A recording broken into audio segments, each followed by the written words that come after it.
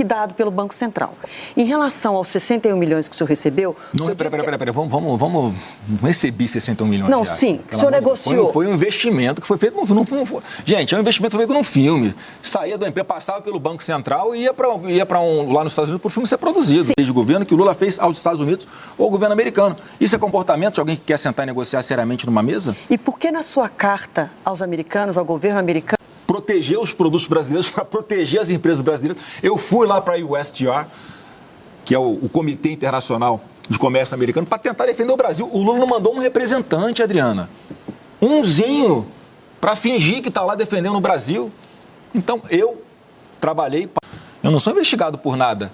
Fica o PT, esse núcleozinho da PF, que é o grupo especial do Lula dentro da PF, motivando, passando matéria para a imprensa para dar a impressão de que eu estou respondendo alguma coisa. Eu não sou investigado por nada. E querem me colocar na mesma prateleira de um... Neg, como não tem de onde cortar, hein, Neg? Pelo amor de Deus. As estatais do governo do presidente Bolsonaro deram 18 bi de superávit. Eu falo lucro, né? Só aí são 50 bilhões de reais. Olha quanto é que está, por causa da gastança do governo, Neg. A gente está pagando 8 bilhões por dia de dívida. 8 bi por dia de dívida. Ou seja, é um governo gastador. Como é que não tem de onde cortar? Aquela declaração sua sobre urna eletrônica, você colocou em dúvida a urna eletrônica de novo, voltou a esse assunto, que é um assunto delicadíssimo. Eu coloquei em dúvida, Mitri? Do jeito que o senhor falou... Vamos relembrar, vamos lá. Vamos lembrar. Vamos lá. Então, vocês vejam... Olha, se o senhor agora refizer essa declaração e deixar mais claro... Não vou refazer, vou falar o que eu penso sobre isso. Isso, então vamos ouvir, porque é muito importante. Não está no canal livre. A questão é, o senhor confia na urna? Vocês vejam como é que nós não estamos numa democracia plena, né? Esse assunto é proibido de falar.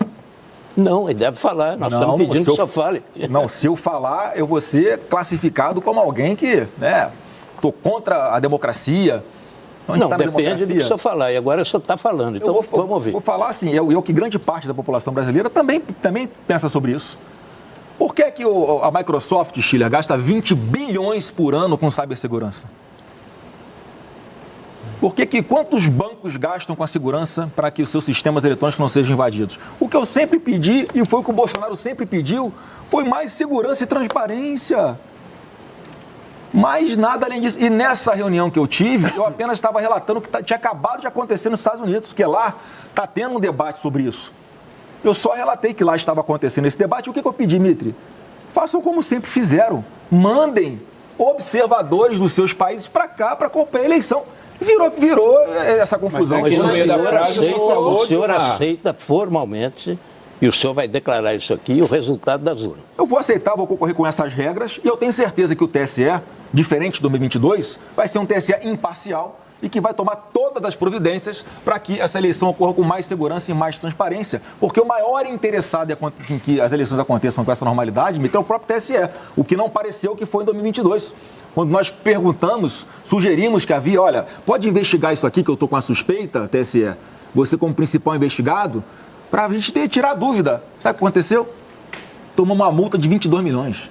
Talvez foi uma lacuna. Não, foi um momento que eles estavam conversando ainda para tomar a decisão. Milei, aquela participação do Milei ali, que avaliação que o senhor faz disso? A avaliação que eu faço é a seguinte, vocês podem ver como é que hoje o Brasil é um país isolado, né, internacionalmente, porque o Lula consegue brigar com os Estados Unidos, tomar tarifa por culpa dele, das agressões dele. Lambe bota da China, toma uma tarifa de 55% sobre a carne exportada do Brasil para lá, que ultrapassar a cota de 1.100.000 toneladas de carne.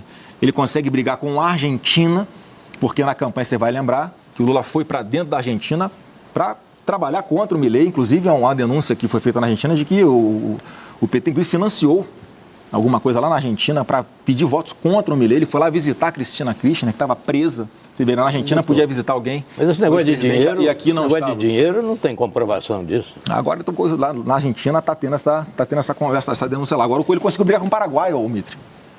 O atual presidente da República está conseguindo brigar com o Paraguai. Do nada, ele puxa lá uma agressão histórica lá de trás, a guerra do Brasil. Mas nada parecido com o tom do discurso do Milei aqui no Brasil. Eu acho que ele foi a reciprocidade do Milei, né? O Milei quis, né, retribuir a gentileza que o Lula fez na campanha.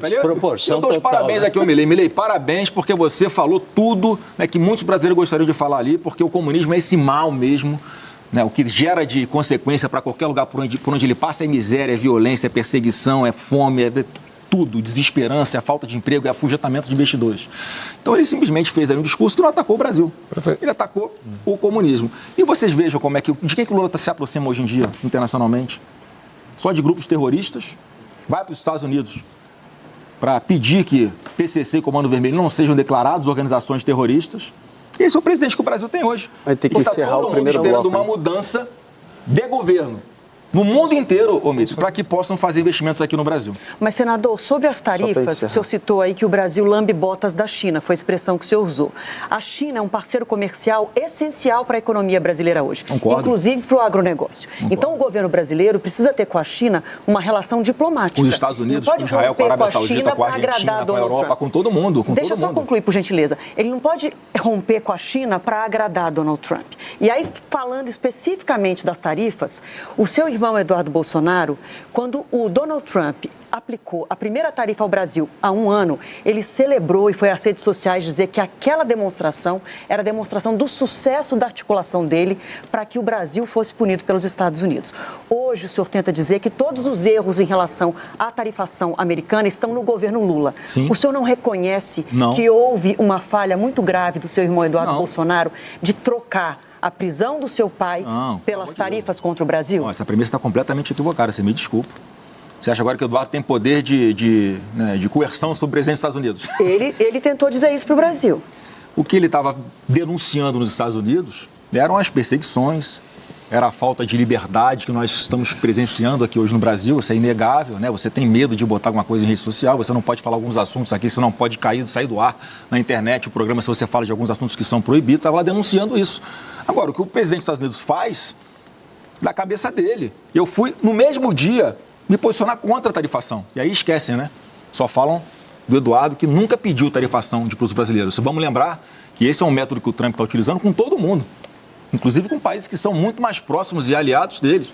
Agora, olha a incompetência do Lula. Ao invés dele negociar, ele xinga os Estados Unidos, ele xinga o governo americano. Foram mais de 62 agressões em 3 anos de mês de governo que o Lula fez aos Estados Unidos ou ao governo americano. Isso é comportamento de alguém que quer sentar e negociar seriamente numa mesa? E por que na sua carta aos americanos, ao governo americano, o senhor pede para deixar esse assunto para depois das eleições? Não pedi para deixar depois das eleições. Como se fosse assim, tarifa depois. Não, eu estou tentando.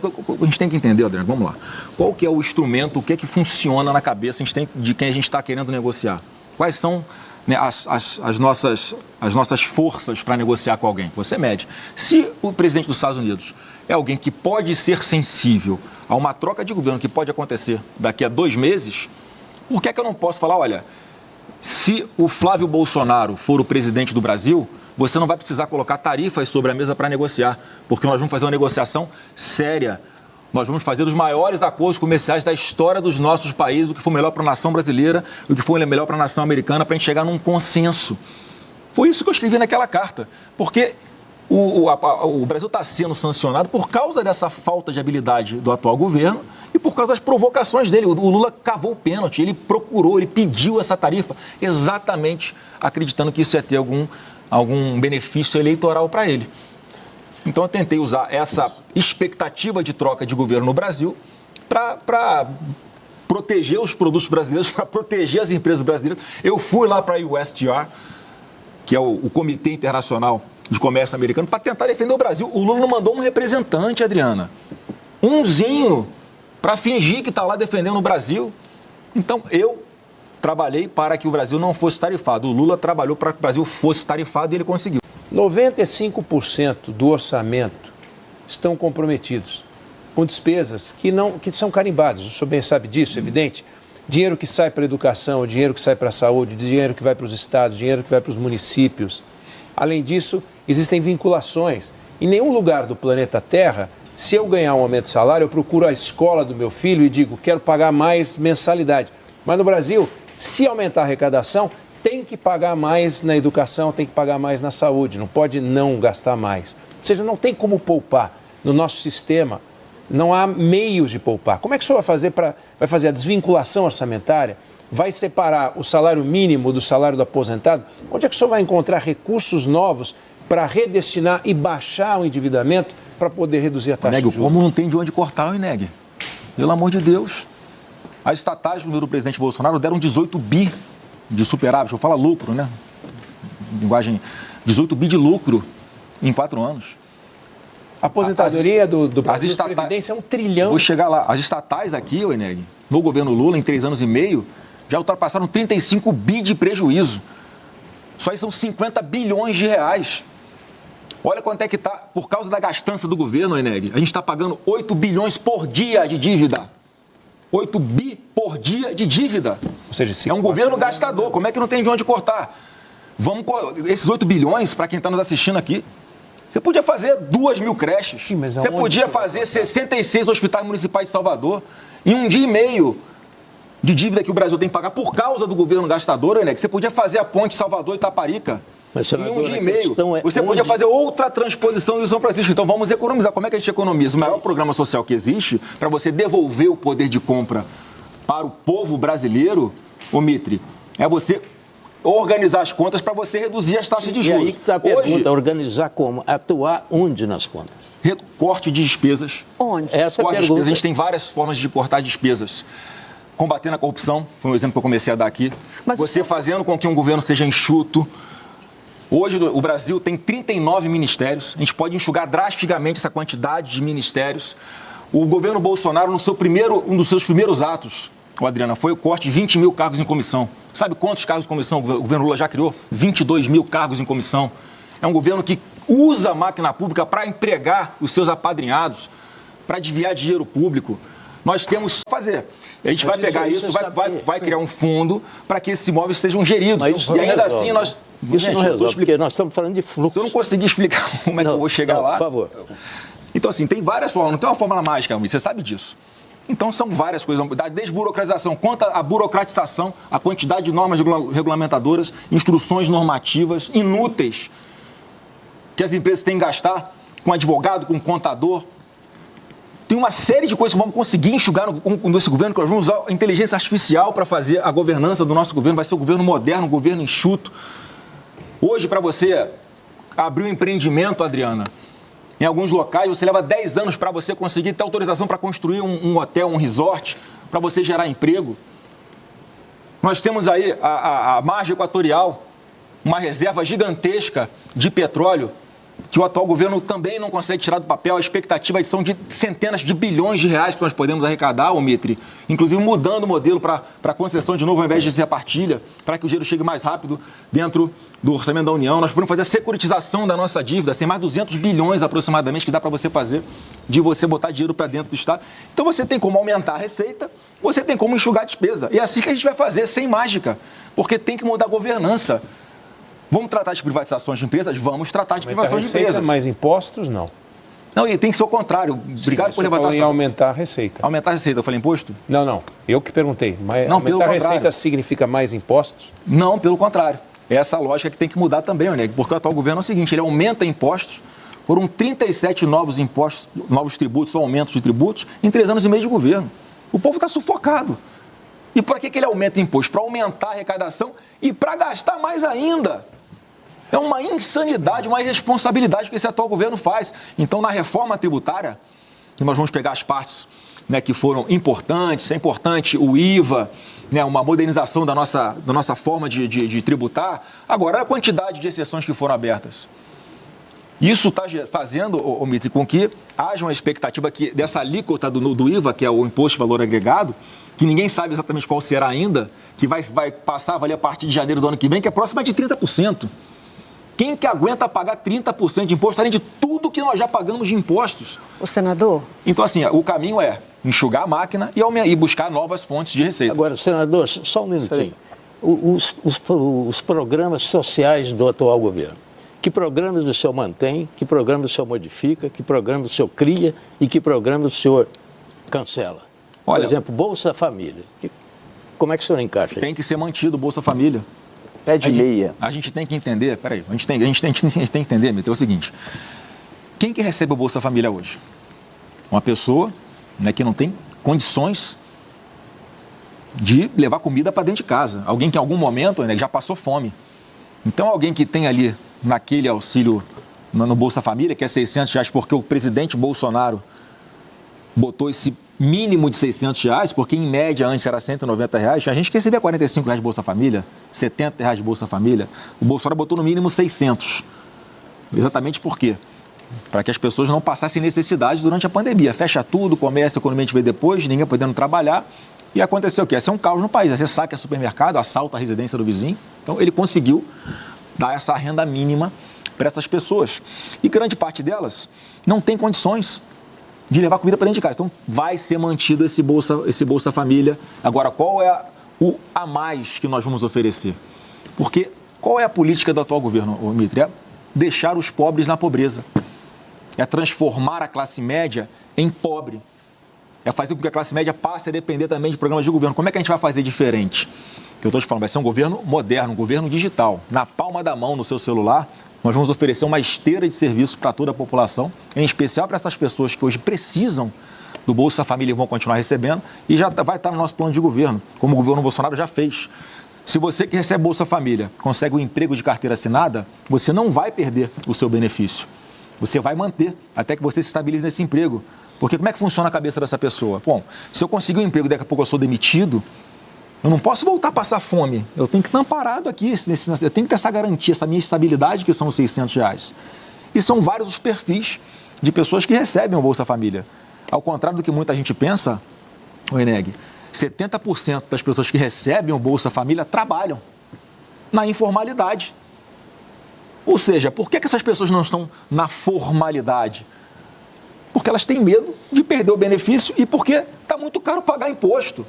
Está proibitivo você conseguir gerar mais empregos ou você criar sua própria empresa, é muita burocracia, é muito imposto. Então, na reforma tributária, nós vamos aproveitar a parte boa dela, mas vamos trabalhar para que seja reduzida essa carga tributária. Essa é o que eu vou perseguir. E como é que a gente consegue reduzir? Tem setores, Adriana, que a carga tributária está tão elevada que a gente ultrapassou aquela famosa curva de Life, é que a partir de agora, a arrecadação tende a cair, porque a sonegação vai aumentar. Vocês acham que alguém que vende o cachorro-quente numa barraquinha, um ambulante, um trabalhador que hoje está na informalidade, se ele pagasse lá 10% de imposto, será que ele não seria incentivado a se formalizar para andar dentro da lei? Se fosse fácil recolher o imposto e não tivesse burocracia, ele não faria? Faria. Por que ele não faz? Ele vai fazer as contas. Olha, ou eu dou 30% do que eu estou vendendo aqui. Pré-campanha. O senhor estava em Santa Catarina, num evento, junto com o governador Jorginho Melo, e foram distribuídas camisetas amarelas para todo mundo, e o senhor preferiu escolher uma camiseta onde estava escrito Pix é Bolsonaro, Master é Lula. Isso, 4 dias depois, vazou um áudio em que o senhor, com uma clareza rara de ouvir, ou seja, não há dúvida sobre o que está sendo dito, o senhor pede um dinheiro ao Daniel Vorcaro e, quando perguntado o motivo, o senhor falou que era o filme. O orçamento do filme, depois foi dito que haveria uma explicação sobre as despesas do filme. O senhor chegou a falar que outros empresários foram procurados, ou seriam procurados também. Então, eu queria ouvir o senhor sobre a relação com o Daniel Vorcaro. Qual é a natureza dessa relação? Só o argumento de que é privado não é o suficiente, porque todos tiveram relação privada com ele. Guido Mantega teve uma relação privada com ele, Jacques Wagner teve uma relação privada com ele. Todos podem argumentar que é uma relação privada. Afinal, é um privado. Eu queria ouvir a sua relação com ele e quando é que nós vamos ver esses números, se é que nós vamos ver esses números. Já estão na imprensa, né? Não. O senhor falou que ia apresentar uma planilha sobre as despesas do filme e se outros empresários foram procurados e quais. Foram procurados, óbvio que eu não vou falar para não expor os empresários, porque acontece com quem investe num filme. Aqui no Brasil é isso. É criminalizado uma relação com uma relação privada. Foi um filho querendo fazer um filme do pai que buscou investimentos, assinou um contrato para que o filme fosse produzido. Completamente diferente do que faz seu Guido Mantega, seu Lewandowski, do que fez o Lula recebendo o seu Augusto Lima, né? Como é que é o nome do empresário lá da Bahia? Augusto Lima, junto com o Vorcaro, dentro da presidência, numa reuniãozinha secreta, junto com o seu Galípolo, para falar assim, olha, pessoal, segura um pouquinho aqui, porque o presidente do Banco Central atual, que é o Roberto Campos Neto, ele não está querendo fazer a coisa errada, então a gente vai trocar, então não vende o seu banco agora para outro banco não, segura o master aqui, porque a gente vai botar o presidente Galípolo no Banco Central e vamos resolver essa parada para você. Isso é uma contrapartida, Eneg, que o homem público deu para um empresário que não tem nada de privado. Isso é crime, é completamente diferente do que eu procurei fazer, mais uma vez, um filme privado, com investimento privado, em homenagem ao meu pai. Eu acho que ele merece uma obra cultural que fale a verdade, que mostre o homem maravilhoso que ele é, a perseguição que ele sofreu, o que ele teve que passar para ser presidente da República desse país, o que ele está sofrendo até hoje. O ministro... Então, assim, eu tive esse contato em dezembro de 2024. Não era mais o governo do presidente Bolsonaro, Eneg. O que eu poderia oferecer como uma mãe pública para ele? Nada. Eu sou oposição ao governo, não tenho entrada no governo, diferente desse atual governo, diferente de seu Jacques Wagner, que acabou aí sim, esse tem que explicar. Quem deve explicação é o PT. Em especial o PT da Bahia. Quem deve explicação é o presidente da República. Quem deve explicação é o Lulinha. Como é que o dinheiro dos aposentados foi parar na conta dele? Mesado daquele acusado de receber do careca do INSS 300 mil reais por mês. Então, eu não devo explicação de nada. Eu vi a prestação de contas que a própria produtora fez no processo que está respondendo aqui na Justiça de São Paulo, está na imprensa. Eu vi pela imprensa que a prestação de contas foi feita e que, inclusive, a produtora apresentou gastos acima do que tinha recebido de investimento dele. Então, da minha parte, não tem mais nada a falar sobre isso, porque é só a questão da produtora. Senador, mas acho que o senhor ainda vai ter que falar disso, porque o André Mendonça abriu uma investigação. Eu sou o maior interessado que tudo se esclareça. Sabe qual vai ser a conclusão dessa investigação? O meu atestado de idoneidade. Porque isso foi uma investigação pedida por quem, Mitre? Por deputado do PT. Sim, mas o Supremo abriu a investigação. E que bom, tem que abrir a investigação. É sobre valores, aqueles 61 milhões. Não, foi... Para onde eles foram? Foram para o filme. É isso que a investigação vai mostrar. Então, estou muito confortável e satisfeito que isso aconteça. Tanto é que eu sempre pedi CPI do Master, porque eu queria ter sentado Augusto Lima e Daniel Vorcaro na bancada lá do plenário das comissões da CPI para falar qual é a sua relação com o Flávio. Eles iam explicar do filme. Agora, qual é a sua relação com o Jacques Wagner? Qual é a sua relação, Augusto Lima, com o Lula? Qual a sua relação, né, com o Lewandowski, com o Guido Mantega? O que é que você ofereceu de contra? O que é que eles ofereceram para você de contrapartida para te beneficiarem com o governo? É tudo o que eu queria, tanto é que eu queria a CPMI, assinei. E o que a esquerda fez? Não assinou, não queria investigação. Senador, em relação à questão do Banco Master, o senhor citou aí que o governo estava trocando benefícios, mas o fato é que o banco foi liquidado pelo Banco Central. Em relação aos 61 milhões que o senhor recebeu... Peraí, vamos receber 61 milhões. Não, sim, o senhor negociou. Foi um investimento que foi feito Gente, é um investimento feito num filme. Saía do emprego, passava pelo Banco Central e ia para lá nos Estados Unidos para o filme ser produzido. Sim, não passou pela minha conta de dinheiro, não pedi dinheiro, parece que eu estou fazendo alguma coisa ilícita. O senhor negociou 61 milhões... Eu busquei investidores, gente, como busquei outros investidores também. Mas deixa eu procurasse a Lei Rouanet. A minha pergunta é, os 61 milhões que o senhor investiu... Os 61 milhões que o senhor negociou para o filme, o senhor disse que a contabilidade está às claras. Mas, na verdade, para o eleitorado em geral, há muitas dúvidas, inclusive se o dinheiro foi usado para bancar o Eduardo Bolsonaro, outras despesas que não sejam do filme. Isso não está esclarecido. Mas esse é um ponto. O outro ponto que eu queria colocar para o senhor é o seguinte: muito da dificuldade política que o senhor tem agora de fechar acordos, vários políticos dizem que é o temor de novas denúncias que vinculem o senhor ao Vorcaro, ao Banco Master e a todo esse escândalo. A minha pergunta para o senhor é: existe algo mais que o eleitor brasileiro precise saber? O senhor chegou a falar de um videozinho que poderia aparecer. Tem alguma outra denúncia grave que o eleitor pode ser surpreendido ao longo dessa campanha? Zero. Sabe, eu sou investigado por alguma coisa nesse país hoje? Nada. Sabe quantas investigações tem contra mim? Nenhuma, zero, nada. Tem uma investigação aberta sobre o filme, mas é né? o filme, não sou eu que sou investigado. Vamos partir de premissas verdadeiras. Eu não sou investigado por nada. Fica o PT, esse núcleozinho da PF, que é o grupo especial do Lula dentro da PF, motivando, passando matéria para a imprensa para dar a impressão de que eu estou respondendo alguma coisa. Eu não sou investigado por nada. E querem me colocar na mesma prateleira de um cara como o Lula, que foi condenado por unanimidade em todas as instâncias, com delatores dizendo quanto que devolveram de bilhões de reais à Petrobras. Pega o depoimento do Palocci aí, que disse que dava dinheiro para o Lula em caixa de sapato no aeroporto de São Paulo. Quem deve explicações é o Lula, é o governo dele, não sou eu. Querem criminalizar uma relação privada que não tem absolutamente nenhuma contrapartida pelo fato de eu ser uma pessoa pública, com toda essa roubalheira que o governo Lula faz. Pelo amor de Deus, não dá para colocar na mesma prateleira, gente. O modus operandi do governo atual é a roubalheira, é a corrupção. Senador... É o achar que... Eu não tenho nada a ver com isso. Eu não sou investigado por absolutamente nada. Sou ficha limpa e estou com a consciência muito tranquila de que eu vou fazer um excelente governo a partir de 2027. E vamos virar... A minha é muito rapidinho, porque nesse ponto, no lançamento da sua candidatura, a Michelle apareceu num vídeo e o seu pai apareceu num vídeo de inteligência artificial.